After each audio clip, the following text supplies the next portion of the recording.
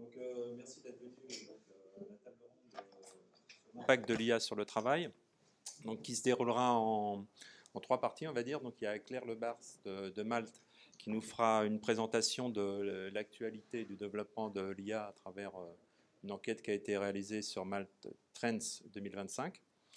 Après, Enrico Panay nous fera une présentation des enjeux globaux de l'IA et du travail.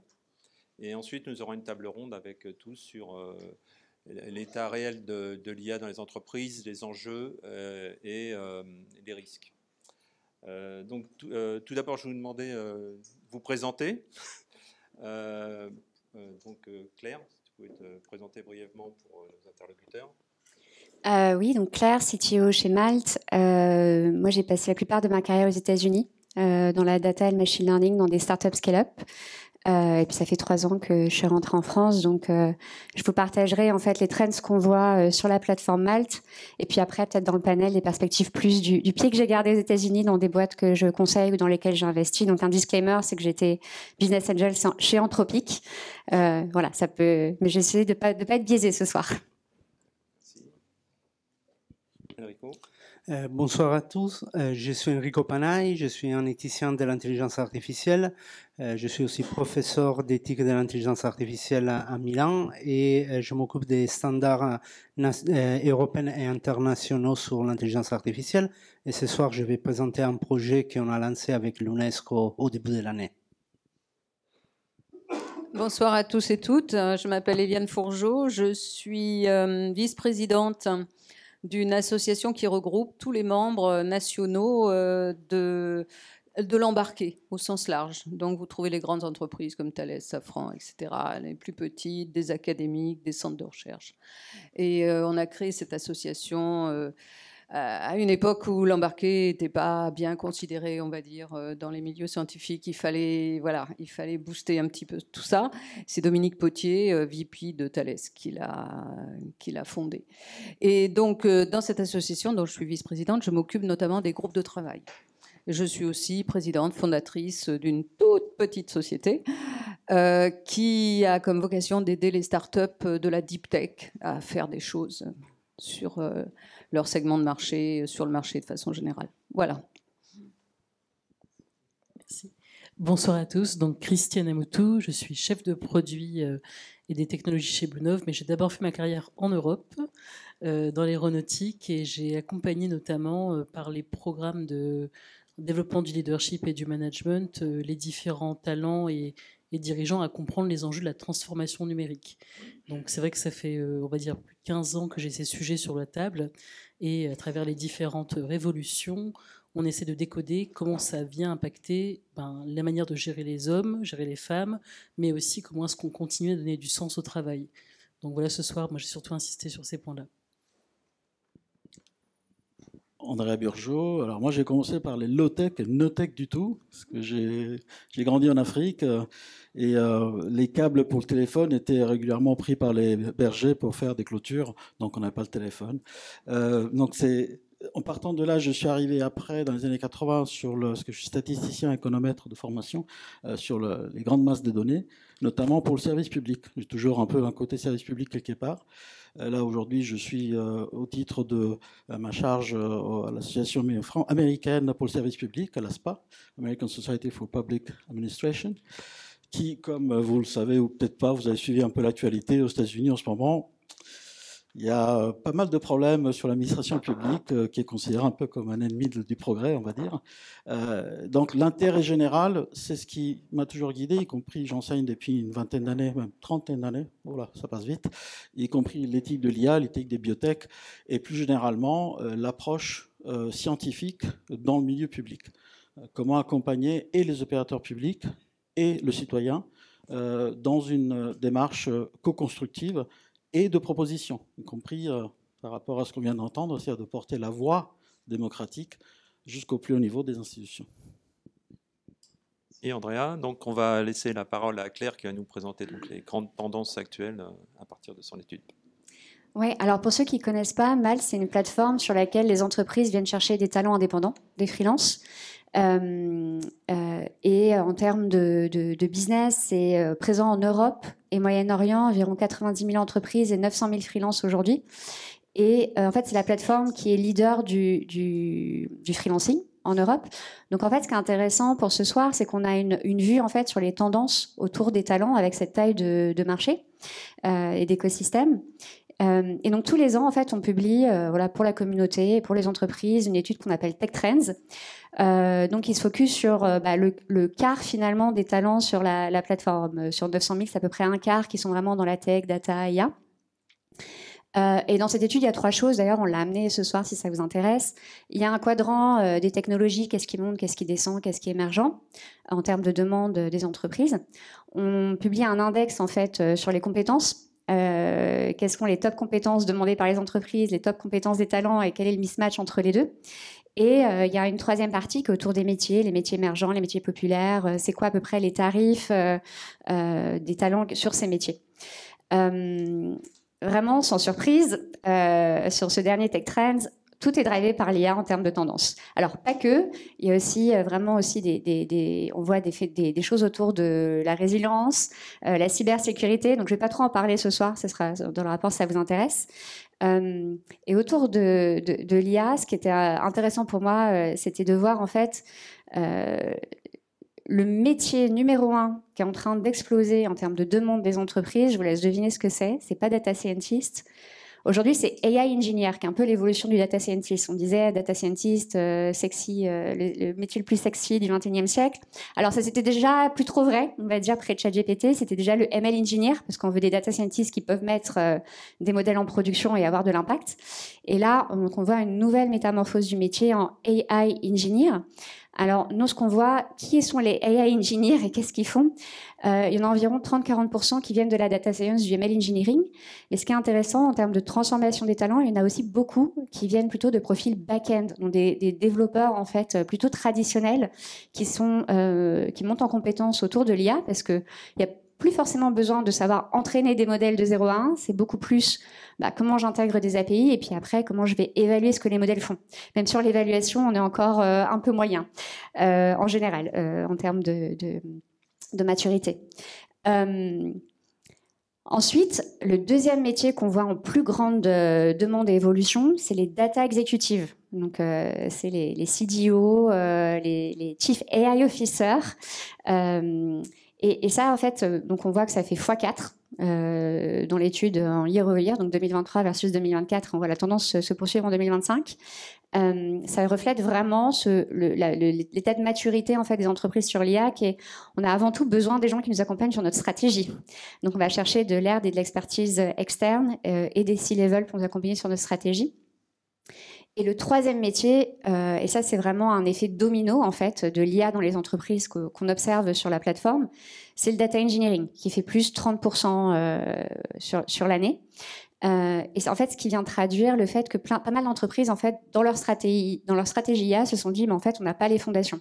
Donc on voit en fait l'effet sur les besoins en compétences cloud, le besoin en compétences data, et ce qui fait en fait un bond de la demande pour ce type de compétences et ce type de métier aussi. Juste pour avoir une ordre d'idée, AI Engineer, aujourd'hui, il gagne 22% plus qu'un data scientist ou qu'un back-end engineer qui n'a pas cette compétence IA, qui ne la signale pas.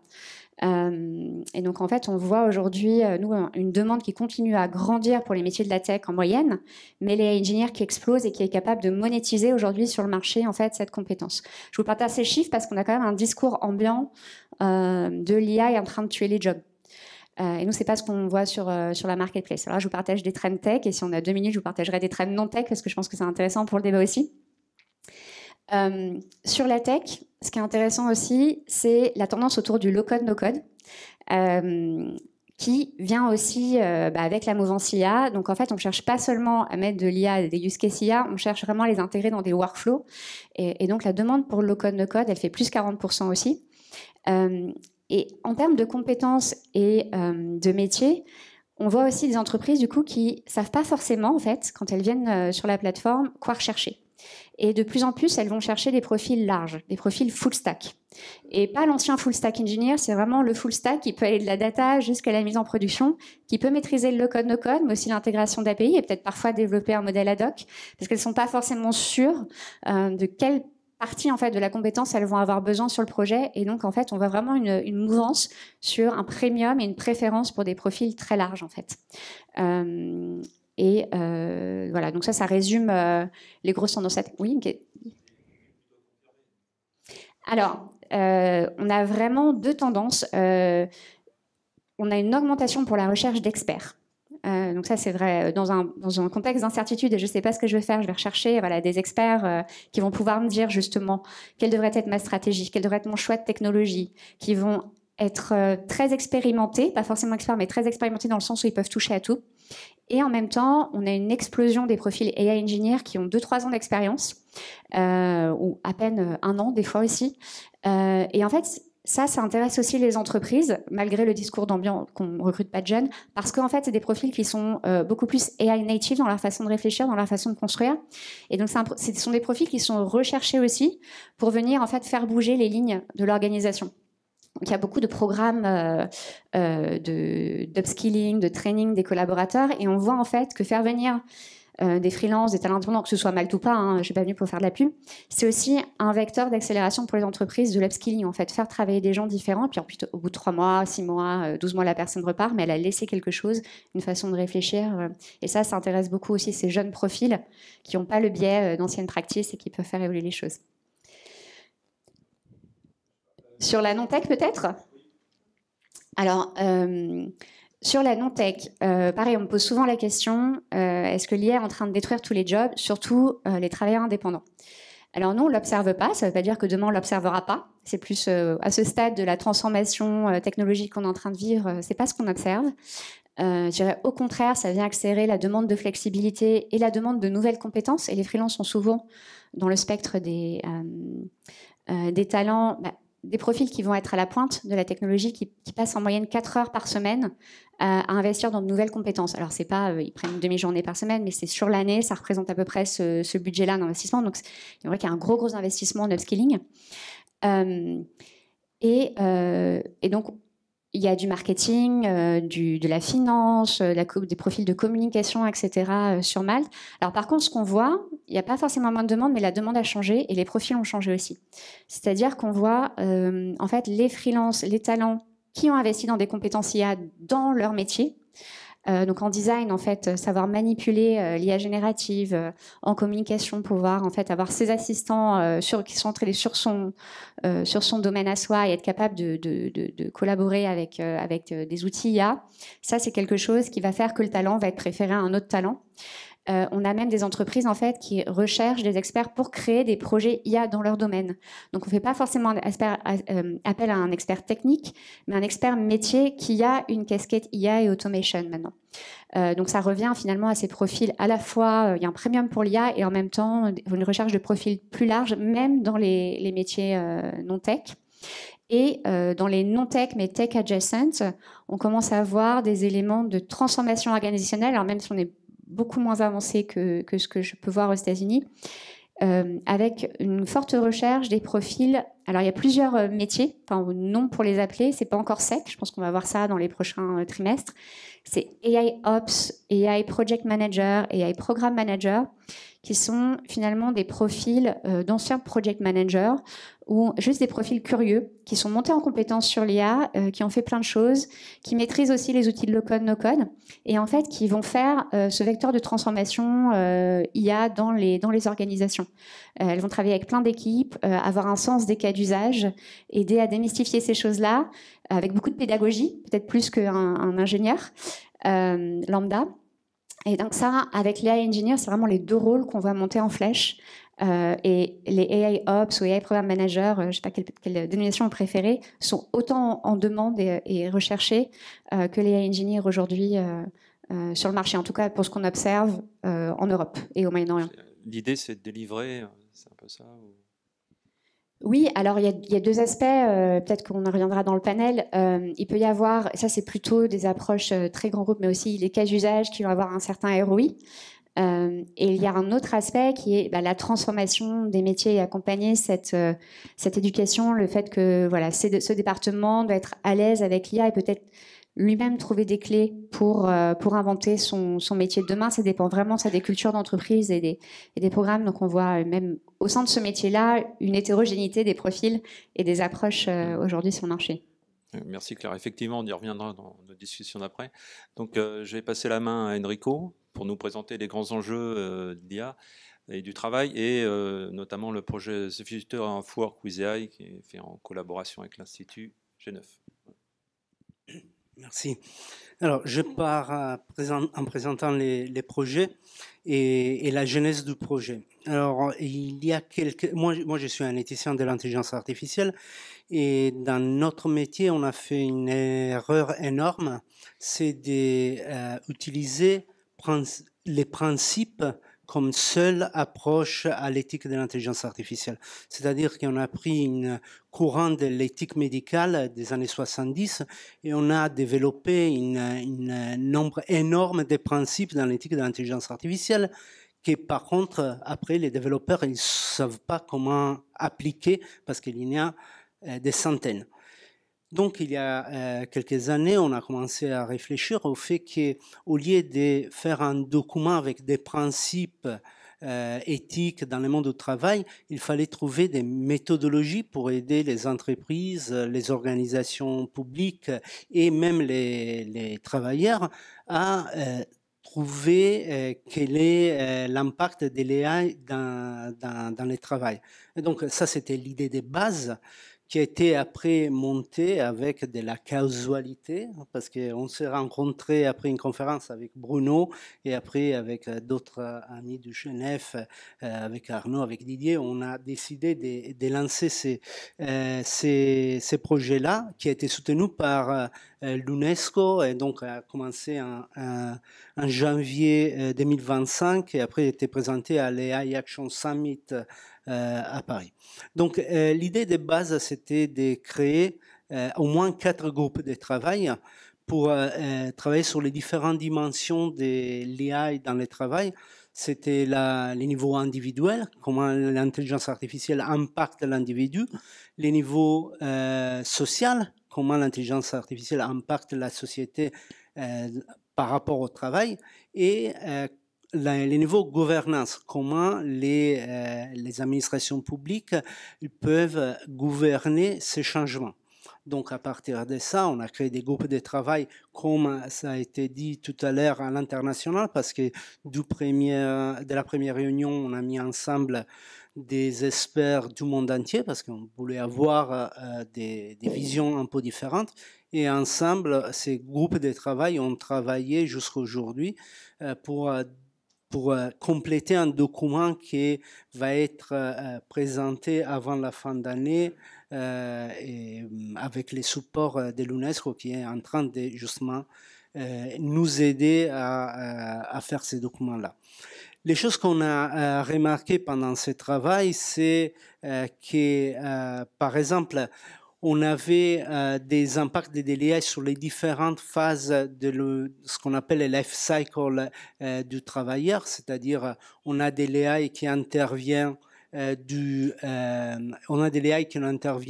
au départ sur la partie des formations des jeunes, quand il y a la sélection des travailleurs qui doivent rentrer dans une entreprise. Donc, l'AI, il a un impact quand on fait de la publicité pour mettre une offre, offrir une offre d'emploi, et il a de l'impact quand les travailleurs commencent à être sélectionnés donc, par les entreprises, et il a un impact des deux côtés. Donc, il a un impact des entreprises qui utilisent des l'AI pour sélectionner des CV, mais il y a un impact aussi par rapport aux travailleurs qui utilisent des l'AI pour écrire les CV. Donc, on va avoir, comment dire, des AI qui se parlent entre eux, entre CV écrits par des LLM et des LLM qui vont faire la sélection. Et après, on a commencé à travailler, à voir des use cases qui sont suivis par un groupe particulier, le 4e working group, qui essaie de sélectionner les use cases sur toute cette phase-là.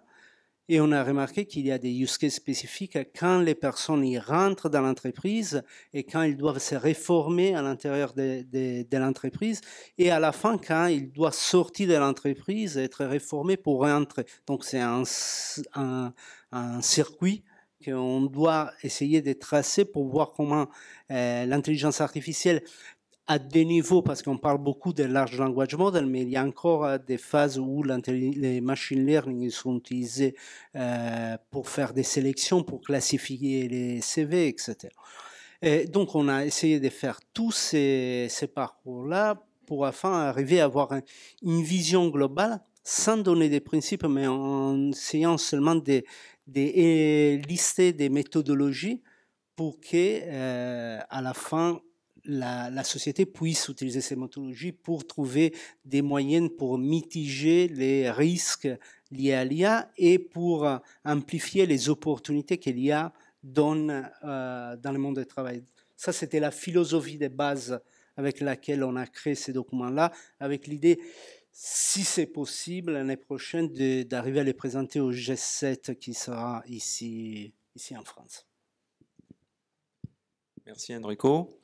J'en profite donc à Arnaud Lemoine qui s'occupe des use cases dans le groupe, donc vous pourrez discuter avec lui si vous avez des expériences à partager. Voilà, on est preneur de ça. Donc merci Enrico. Donc Claire avait présenté donc du point de vue, on va dire freelance, enfin les évolutions en cours. Donc maintenant on va faire une table ronde pour voir plus précisément dans des métiers. Donc on va commencer par Eliane, donc qui travaille dans les systèmes critiques. Donc on se demande dans ces systèmes-là où il y a beaucoup de risques, quel est les premiers impacts de l'IA sur les métiers? Voilà, si tu pouvais nous donner ta vision sur ce point-là. Vous m'entendez? Oui, en effet, l'IA commence à rentrer dans le monde de l'embarqué. Je dis commence parce que ce n'est pas encore une grosse révolution. On en reviendra. Je pense qu'un des principaux freins, c'est l'intelligence, le talent, l'expertise. Mais un deuxième frein, c'est à quoi ça sert. C'est la valeur. Ça, c'est fondamental. Une fois qu'on a trouvé la valeur dans une entreprise, dans un segment industriel, avec des cas d'usage, là, on peut démarrer un projet d'IA dans l'embarqué. Alors, j'en vois quelques-uns qui émergent, qui, c'est surprenant, font appel à beaucoup de diversité de talents. L'IA, ça reste au plan technologique, dans notre domaine, quelque chose d'assez complexe. Cette complexité, elle n'a pas complètement été digérée, je veux dire, par les ingénieurs et tout ça. Donc, on fait appel à un certain nombre de personnes. Je pourrais donner un exemple très concret. Je suis en train de monter un projet européen dans le cadre d'Horizon qui vise à doter en Europe la sécurité civile de nouveaux moyens. La sécurité civile, c'est la détection des incendies, c'est la prévention des incendies, c'est la détection de toutes sortes de choses lorsqu'il y a un incident grave. Voilà. Et vous le savez, il y a des dispositifs maintenant, comme les drones, par exemple, qui commencent à être largement utilisés pour ces fins de sécurité civile. Donc, dans ce projet-là, sécurité civile, on met ensemble différents talents. Alors, il y en a qui viennent de la sécurité civile, du cas d'usage qu'on essaie de résoudre, en fait, mieux qu'avant. Il y a des gens qui viennent de l'IA, proprement parlé. Il y a des architectes de systèmes et de solutions qui sont là. On en a toujours dans ces grands projets. Nous, dans l'embarqué, on a toujours de l'architecture qui prend de plus en plus d'importance. Et on a des spécialistes d'outils. On n'en parle pas, mais l'IA va transformer les métiers parce qu'elle va... Un peu comme dans l'électronique, d'ailleurs. Moi, je viens de l'électronique. Il y a énormément d'outils qui ont transformé ce métier. L'IA, de façon générale, elle va transformer le logiciel, mais pas que, le système de façon générale, en introduisant ces outils. Donc oui, on commence à voir des dispositifs qui émergent, qui font appel à l'IA. Moi, je dirais que dans l'IA, pour être simple, il faut deux choses. Il faut faire attention à deux choses. La première chose, c'est le pouvoir décisionnel qu'on va donner à un système piloté par l'IA. La décision. Et là, on peut en parler. Et la deuxième, c'est l'exécution. Est-ce qu'on va laisser un système d'IA exécuter quelque chose? Je pense que tu vas y revenir parce que voilà, ces deux aspects-là, la décision autonome qu'on délègue à un tiers de confiance et l'exécution. D'accord, merci. Donc on va passer la parole à Christy pour donc l'impact sur les métiers aussi. Donc notamment un des sujets qui a discuté, c'est sur le management. Enfin, des sujets, mais voilà, Alors en fait, je vais renforcer et compléter ce qu'a dit Claire sur comment finalement l'IA impacte le management et les managers. On pourrait de prime abord se dire, en fait, est-ce qu'il y a toujours besoin des managers s'il y a une IA qui est là? Je lance un peu cette question volontairement polémique, mais en réalité, le manager était là pour piloter beaucoup la performance des équipes, coordonner, structurer. Et ce dont on se rend compte avec déjà, on va dire malheureusement, 2 années de test and learn et d'erreurs, vous avez dû voir le chiffre, hein, 95% des pilotes et des projets d'IA générative n'arrivent pas à passer le stade de l'industrialisation et du ROI. Dernière enquête de Stanford en août. Donc ça a donné 2 signaux en fait, qui révèlent aussi le rôle du manager. Ça cristallise l'importance du manager sur d'une partie identifier les bons use cases. Quand on parle de quelle est la valeur de l'IA, qu'est-ce que ça apporte, c'est d'abord en fait qu'est-ce que je cherche à résoudre comme problème, et après être informé sur finalement quelle technique d'IA va être pertinente pour venir résoudre le problème. Et là le manager il prend toute sa quintessence et doit incarner tout son rôle de équiper, outiller les équipes à identifier la problématique. Une fois que le use case est là, valider la valeur avec les parties prenantes, parce que souvent, avec la hype, malheureusement, tout le monde se dit d'abord, je vais acheter des licences et ensuite on verra où ça fit dans le process et après on verra pour les gens. Et on le voit, ceux qui ont réussi dans les 5%, c'est plutôt ceux qui ont dit on va d'abord former les gens à comprendre les enjeux, les techniques d'IA, comment ça se transforme. Comme ça, ils peuvent repenser leur process et après, on verra quel IA, quel modèle on va venir mettre en place. Et ce pivot-là, il faut du management pour l'accompagner. Et donc, premier rôle, c'est identifier les bons use cases. Deuxième élément d'impact, c'est vraiment aussi l'incarnation. Donner les terrains de jeu aux équipes pour le faire. Parce que c'est vrai qu'aujourd'hui, on a tendance à toujours vouloir faire beaucoup plus avec beaucoup moins de ressources. Mais comment, en fait, le manager est créatif pour créer le terrain de jeu dans les plannings, dans les projets, afin de tester, d'aller à l'écoute de l'écosystème, de continuer à se former. Quand tu dis 4 heures par semaine pour se former, mais en fait, moi, par exemple, avec mes équipes, je passe beaucoup de temps à leur donner en fait, le temps et l'espace pour pouvoir aller se former en plus du travail qu'ils ont à faire, parce qu'autrement, ils vont peut-être ne pas comprendre une tendance qui arrive, ils vont peut-être aussi être face à beaucoup de mythes autour de l'IA. Quand on a les personnes qui vous disent mais l'IA, ça détruit des emplois, mais ça fait peut-être que demain, ça me remplacera. Ça commence à être, on va dire, démystifié quand les gens, en fait, se rendent compte de la réelle opportunité de l'IA, des réelles limites, des biais qui sont présents. Et donc, quand ils commencent à être les mains dedans, à être formés et à rencontrer aussi des vrais cas où on voit que ça ne fonctionne pas. Donc, c'est vrai que c'est important que le manager soit aussi là pour incarner ce cadre, mettre le terrain de jeu. Et peut-être, dernier élément, il va falloir aussi accompagner la transformation de l'organisation. Si je reviens sur ce que tu disais sur l'embarqué, il faut raconter une histoire, il faut donner envie aux gens de rêver, donner envie aux gens de se projeter quand vous travaillez sur les principes d'éthique de l'IA. Même si certaines personnes les comprennent, il faut quand même embarquer, engager.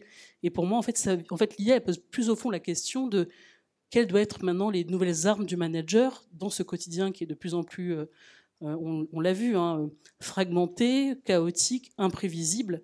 Et ça vient plutôt pour moi être un prisme qui cristallise les forces du manager pour ça. D'accord, merci Christy. Donc Andrea, ça va être, tu vas pouvoir parler de l'impact sur les métiers, notamment tu fais partie d'une association US, donc je laisse voir si vous êtes en avance de phase. Ce sera sous le contrôle de Claire Potentiel qui vient.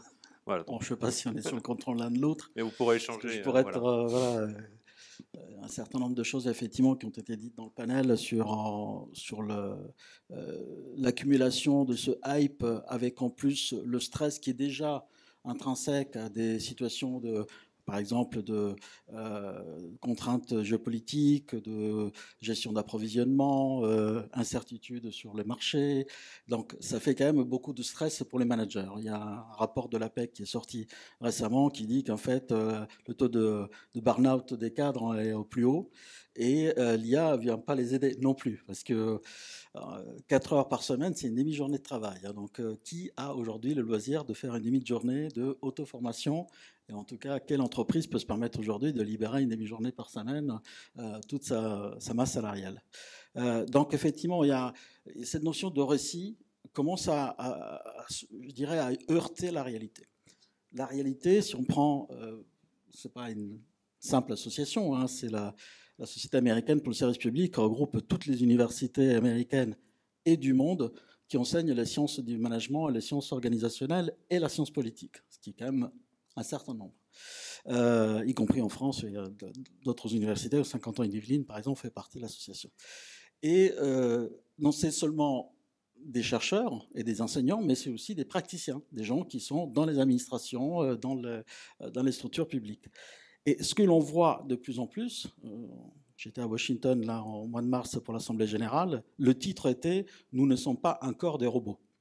Déjà, ça place le débat. « We're not robots yet ». Et effectivement, ça arrivait en plein dans le travail de SAP, d'un monsieur très sympathique, Elon, qui effectivement était avec son Doge en train de faire des coupes franches au sabre à la hussarde sur toutes les administrations et au passage aussi récupérer les données qui vont avec. Donc moi, ce qui m'inquiète un peu, c'est qu'effectivement le hype, on en a connu un certain nombre dans les années passées, mais là on est sur une échelle de changement de paradigme opérationnel et même intellectuel sur quelle est ma place à l'intérieur d'une structure. Quel pouvoir je détiens un corps décisionnel, peu importe où je me trouve dans l'échelle hiérarchique. Et ça devient assez inquiétant, donc il y a un risque psychosocial évident.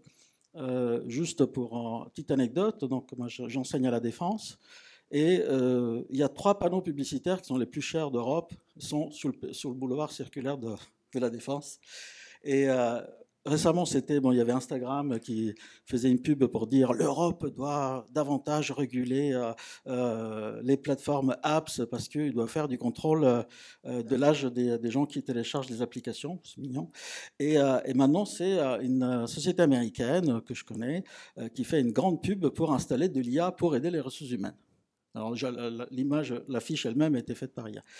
Et quand on regarde effectivement la manière dont c'est présenté, je me demande si je ne vais pas faire intervenir l'autorité de la publicité, parce qu'en fait, ils incitent à aller contre la loi française en déployant l'IA, c'est marqué dans le site web, avant que les salariés se rendent compte qu'ils en ont besoin. Alors la formulation est suffisamment vague pour ne pas être un délit d'entrave, mais en France, c'est interdit.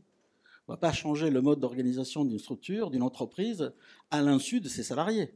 Il y a quand même des lois qui protègent encore, jusqu'à un certain point, un dialogue social. Donc on voit bien que la tendance à vouloir pousser d'abord la tech et ensuite voir quels sont les dégâts et éventuellement les corriger par la suite, c'est quand même un peu inquiétant parce que ça arrive de manière, ça vient heurter un certain nombre d'équilibres précaires qui étaient déjà en souffrance. Merci. Donc, effectivement, je vais rebondir. Donc, on va aller sur les risques et opportunités. Donc, tu avais commencé à aborder le sujet, on va dire la nature du travail. Donc, là, je voulais voir avec Christy. Donc, on parle à la base, on disait certaines tâches vont être faites par l'IA. Après, avec les agents, on se rend compte que ça peut en être plusieurs. Enfin, voilà. Dans ce contexte, quel est l'impact sur le travail, la nature du travail Il y a 2 questions dans la question. Quel est l'impact sur le travail et la nature du travail? Je vais essayer de répondre en synthèse sur d'abord le travail. C'est vrai qu'on pourrait se dire il y a peut-être une nouvelle taxonomie des tâches au travail qui apparaît.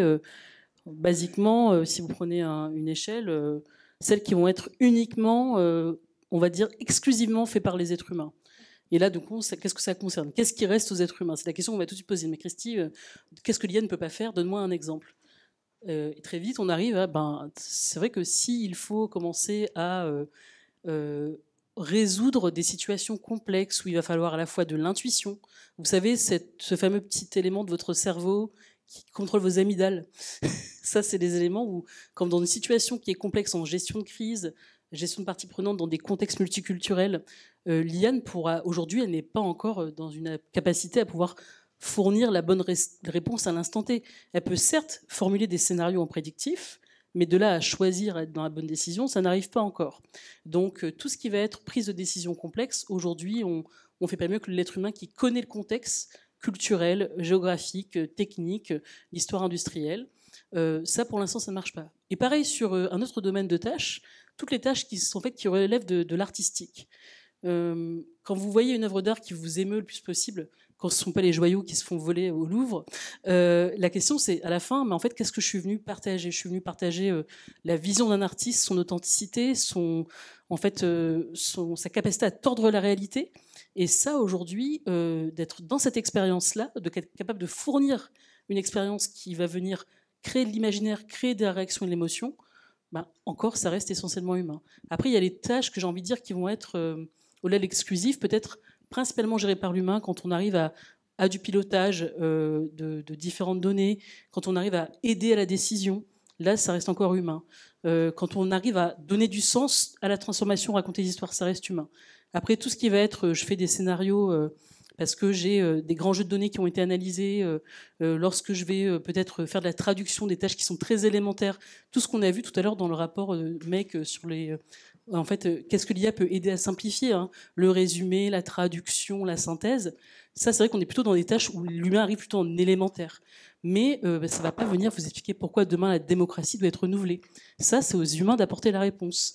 Et donc, c'est vrai que je trouve que c'était une taxonomie qui était importante. Et pour revenir sur la première partie de la question, la nature du travail, mais on y réfléchira après, pour moi, la question, finalement, au fond, elle n'est pas tant dans la nature, mais en fait, ça invite tout le monde à se poser la question, quelle est ma place dans l'écosystème, dans la société ?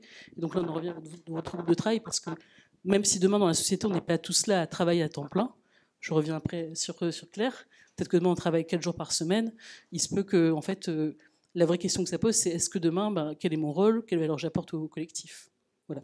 Merci. Et ça, merci. Je ne sais pas si Enrico, là, ça t'amène une réflexion sur ce sujet-là. Sur la nature, je te prends un peu à froid, mais... Alors, j'ai entendu plusieurs choses qui sont vraiment très, très intéressantes.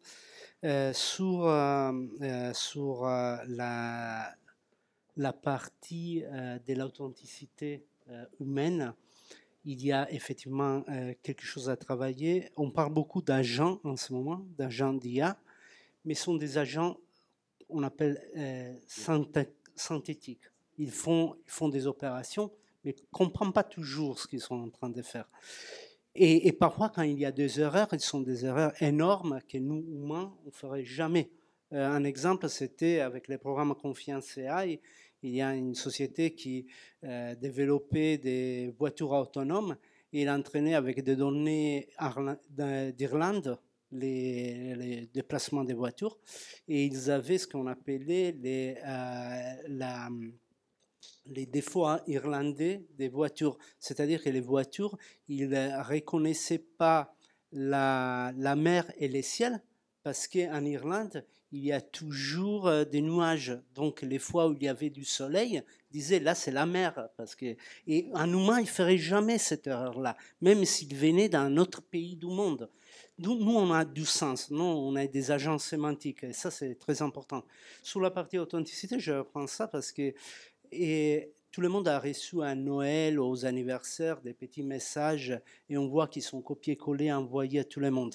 Okay, et ça ne nous intéresse pas. Et si nos enfants ils demandaient à un LLM, est-ce que tu peux me dessiner mon bonhomme patate? Nous, on ne prendrait pas ces dessins-là imprimés avec l'imprimante et on le mettrait dans les murs.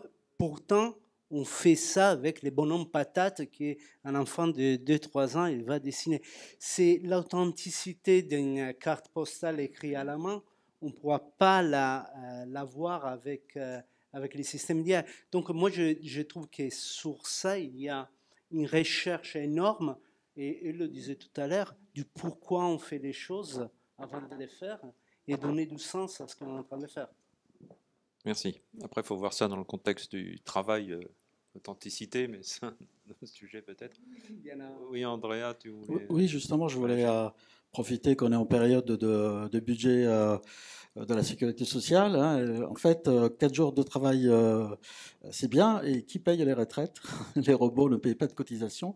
Et c'est pas une question anodine, parce qu'en fait, ça veut dire que ce rêve fantastique de nous serons tous les doigts de pied en éventail sur une plage avec un robot qui nous sert un cocktail, c'est très sympa quand on fait partie de peut-être les tech bros, mais le commun des mortels a besoin de travailler parce que en italien, on dit il lavoro nobilita, le travail anoblit.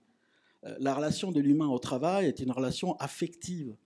On le voit bien aussi, aux relations qui se créent, parfois même les crises qui se créent.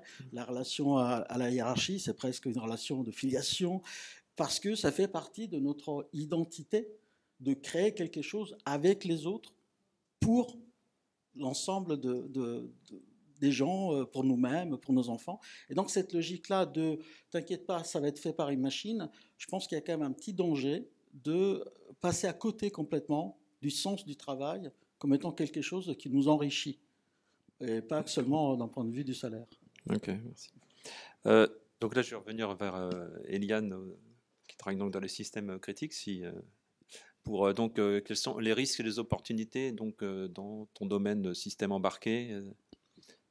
Les risques, je les ai exprimés, c'est de ne pas de confier des décisions et des exécutions à des systèmes IA sans y avoir mûrement réfléchi, sans avoir dimensionné l'espace du possible, l'espace de ce qui est l'éthique, la sécurité, etc. Moi, je pense, c'est mon point de vue, que l'IA va transformer dans l'embarqué nos métiers considérablement. Et je ne pense pas que l'IA va supprimer le travail. Elle va effectivement le transformer et rendre nos ingénieurs, tu parlais Claire de la transformation du métier de l'ingénieur, plus intéressants, plus systémiques. On s'élève d'un niveau. Hein. Et je pense que ça, c'est très important. Tu parlais tout à l'heure d'embarquer les ingénieurs. Les embarquer, c'est leur donner ce sentiment d'être plus capables, plus talentueux. Les agents, ça n'est ni plus ni moins que remonter le niveau de l'IA également dans le processus de création. Et moi, personnellement, dans l'embarqué, je pense que l'IA va avoir une contribution majeure. De la même façon que les technologies de EDA, c'est un acronyme que vous connaissez peut-être pas, ça veut dire Engineering Design Automation, qui ont été appliquées à l'électronique, ont permis de faire les chips, les GPU, tous ces systèmes qui sont ahurissants de complexité. On n'aurait pas pu les faire si on n'avait pas transformé les métiers de l'électronique. On va transformer le métier des ingénieurs dans l'embarqué, j'en reste persuadée. On va continuer à faire du logiciel, mais on va le faire différemment. Par contre, le garde-fou, c'est je fais ça pourquoi ? Je définis mon besoin, j'en définis les limites et je définis les tests. Comment est-ce que je serai capable de dire que mon système, il est bien ? Et alors le bien, là, ça reste humain. Hein. C'est nous. On a fait quelque chose pour notre business ou notre vie. Enfin, je veux dire, c'est la vie ou la vie des individus et la vie du business qui est en jeu, là. Et c'est à nous de le définir, ça. Et c'est à nous d'être les garants, ces tiers de confiance qui vont être là toujours pour observer si le système fait bien sa tâche. Mais ça pose le problème de l'autonomie. Moi, je dis le risque, c'est de confier à une IA qui n'est pas de confiance. Alors, qui n'est pas de confiance, c'est à déterminer, c'est à mesurer, c'est à quantifier. Des choses qui sont effectivement, qui peuvent mettre en péril notre vie et notre business. C'est ça l'enjeu majeur. Et le risque majeur, c'est qu'on ne soit pas vigilant. Suffisamment vigilant. Enfin, pour moi, dans les systèmes embarqués, c'est ce que je vois avec les voitures autonomes. Tu citais tout à l'heure l'exemple des voitures autonomes. Je connais bien ce domaine, j'ai travaillé dessus pendant des années. Et effectivement, si on ne sait pas comment on a testé le niveau 4 de la voiture, forcément, on va se retrouver avec des choses qui sont dangereuses, en fait. Merci. Andrea, oui, il y a un des points qu'on voulait aborder, parce qu'on parle d'IA, on a parlé des freelances, des ingénieurs, mais enfin des écoles blancs, en règle générale. Est-ce que tu pourrais dézoomer sur les autres travailleurs, on va dire, quel est l'impact potentiel sur les cols bleus et sur les sans cols. Voilà, par exemple. Oui, sans cols, c'est les dockers. Oui, effectivement, il y a déjà effectivement aujourd'hui une certaine tendance à donner plus de valeur, y compris, pas uniquement en termes de salaire, parce que le salaire est important, c'est un critère de mesure de sa valeur sociale, si l'on veut, donner plus de valeur à des tâches qui sont des tâches de nature intellectuelle, d'organisation, de conception, de créativité. Et depuis aussi quelques décennies, ça ne date pas des dernières tendances de l'IA, à dévaloriser le travail manuel. On l'a vu par exemple avec, y compris l'apprentissage dans les écoles. À un moment donné, on a boosté avec du denier public l'apprentissage. Dès qu'on a débranché la prise de l'argent public, l'apprentissage a chuté. Donc toujours parce qu'il n'y a pas encore ce récit de toute tâche est noble, toute tâche est utile et tout contribue à la richesse globale et au développement de l'humanité. Donc si on reste encore dans cette logique que le travail intellectuel prime sur le travail manuel, le robot, je parle du coup maintenant IA embarqué dans des machines physiques qui font du travail physique, le robot, lui, il va effectivement encore plus heurter des strates sociales qui sont déjà particulièrement en souffrance. Disons l'exemple, j'ai visité une usine de cartonnage à Baltimore, partenaire d'Amazon, et pendant la Covid, ils ont explosé le chiffre d'affaires, mais Amazon leur a dit « ça suffit, tes cartons ne sont pas exactement au millimètre près, ce que je veux est qu'on y rentre dans un entrepôt entièrement automatisé, ils jamment, ils se coincent dans les coins, donc il faut que tu me fasses des cartons exactement de la même dimension, donc tu dois acheter un robot. » D'ailleurs, ils ont imposé même le fournisseur de robots. Et donc, ils avaient installé ce robot qui faisait des cartons exactement tous identiques, parfait, magnifique. Bah, sauf que cette entreprise ne peut pas tourner avec un seul client, avec un seul format de carton. Donc, pendant la visite, j'entendais la musique salsa au fond de l'usine. J'ai été voir, il y avait 50 salariés, que des femmes, latinos, avec de la bonne musique salsa, et qui allaient plus vite que le robot, mais sur des formats différents. Et donc, c'est ça aussi, pourquoi mettre au fond de l'usine, caché de la vue, 50 salariés qui étaient là depuis, pour certaines, 25 ans dans l'usine, pour mettre juste en valeur ce grand robot qui, en fait, était plus une menace pour le chiffre d'affaires de l'entreprise qu'une véritable avancée. Voilà, merci. Alors, au niveau planning, il ne nous reste plus que 5 minutes. donc, on a parlé des risques. Maintenant, si on pouvait, on va faire une table ronde très rapide sur qu'est-ce qu'il faudrait mettre en place si vous aviez pour une entreprise un conseil à donner, quel serait-il? Voilà, là, qui se lance? Alors, ça vient pas de moi, ça vient de Walmart, qui est un des premiers employeurs au monde, notamment aux États-Unis. Former les gens à comprendre les enjeux des différentes techniques de l'IA, de l'histoire de l'IA, former les décideurs, les managers à comprendre ce que ça veut dire la transformation des processus pour en fait se dire quelles sont les tâches qu'on ne veut plus faire, quelles sont les tâches qui sont intéressantes à automatiser, quelles sont celles qu'on veut augmenter, et peut-être voilà. Là, en fait, vient la question de l'IA. Mais pour moi, ça passe vraiment, le premier point, c'est investir dans la formation des individus, parce que c'est toujours, en fait, des organisations qui sont basées sur les individus, l'être humain, et qui sont tech-enabled. C'est jamais le contraire. C'est toujours l'intelligence collective.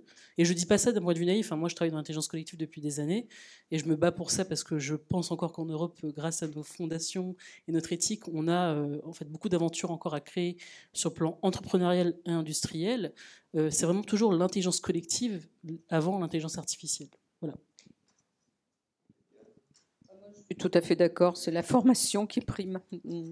Il n'y a pas grand-chose à ajouter. La formation avec tous ses aspects, non seulement la formation technologique, mais aussi la formation éthique, toutes ces dimensions qui sont liées, mais depuis toujours, hein, parce que je trouve que on diabolise l'IA aujourd'hui parce que c'est un phénomène, mais il y a eu des impacts aussi importants sur lesquels il aurait fallu qu'on se penche de la même façon. On parle des plateformes. Les plateformes, elles existent depuis plus de 10 ans. Et on s'y est pas penché. On aurait dû.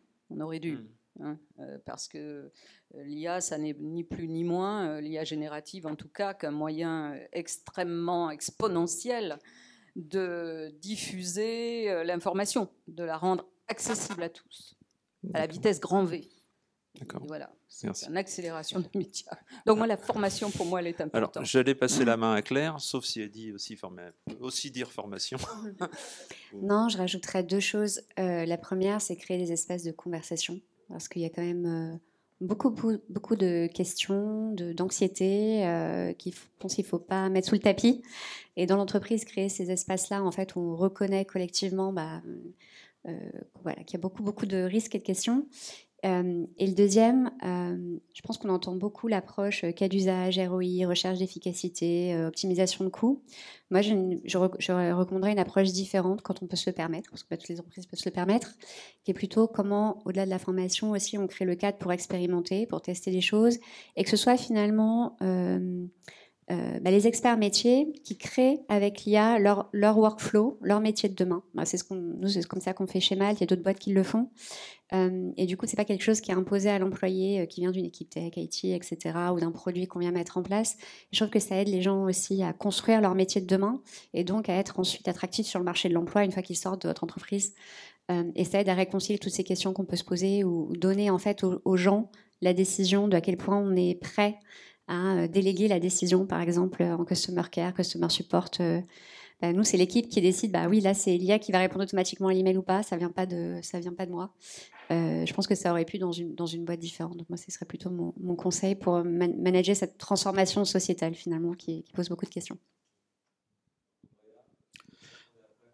Moi, je dirais de reconquérir notre temps. Et l'IA a bon dos en ce moment pour justifier des plans sociaux, par exemple. Amazon, 15 000 de moins, les banques, ça vire à tout va. Et à chaque fois, on dit oui, parce que avec l'IA, on peut faire plein de choses, donc du coup, on a besoin de moins de gens. Non. Parce qu'on a dit exactement la même chose avec la digitalisation des années 90. Donc, ça a bon dos, la tech, pour justifier une mauvaise organisation. Qu'on se donne le temps, comme dirait la pub, parce que nous le valons bien, qu'on se donne le temps de penser l'avenir dans une entreprise, de penser l'avenir dans une communauté, dans une société. Une entreprise n'est jamais une île dans le désert. On a des responsabilités sociétales, on a un impact sur la vie des gens. Donc, donnons-nous le temps à tous les niveaux et demandons ce temps plutôt qu'après subir des organisations faites à l'arrache-pied, justifiées par de la tech qu'on ne maîtrise pas, et bien évidemment, après, quand ça se casse un peu la bibine, c'est toujours la faute à l'IA ou la faute à la tech à la mode. Non, c'est à nous de retrouver ce rôle, individuellement et collectivement, de pilote de notre avenir. D'accord, merci. Donc, Enrico, pour le dernier mot. Merci, parce que tu as cité un des... Okay. Tu as cité un des principes fondamentaux quand on intervient dans l'entreprise. Chaque système numérique ou DA, il devrait faire gagner du temps ou à l'entreprise ou aux travailleurs, etc. Je voudrais revenir sur une chose. Généralement, l'histoire se divise en 3 grosses périodes. La première, c'est les découvertes. La deuxième, c'est les inventions. Et la troisième, c'est la période du design, où on va faire des projets.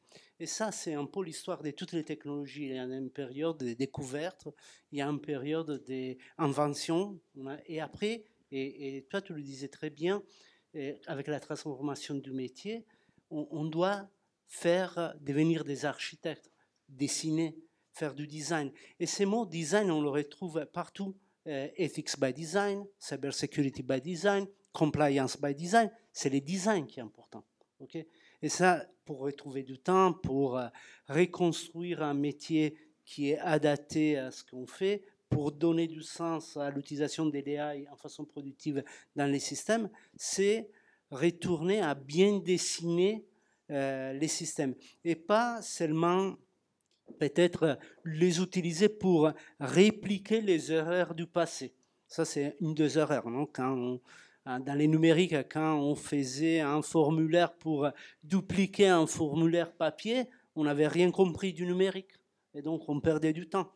Et aujourd'hui, il faut faire la même chose avec l'IA. L'IA, il doit arriver à être bien dessiné pour que son impact améliore tous les processus de production et des bien-être des travailleurs.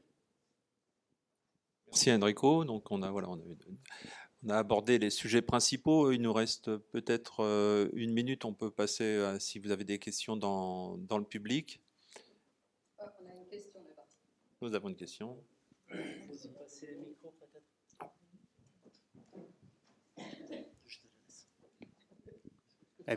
Une question, remarque. Vous n'avez pas abordé le Shadow IA, qui est en fait le fait que les collaborateurs utilisent l'IA sans qu'on les autorise forcément à ça, ce qui est un problème de sécurité.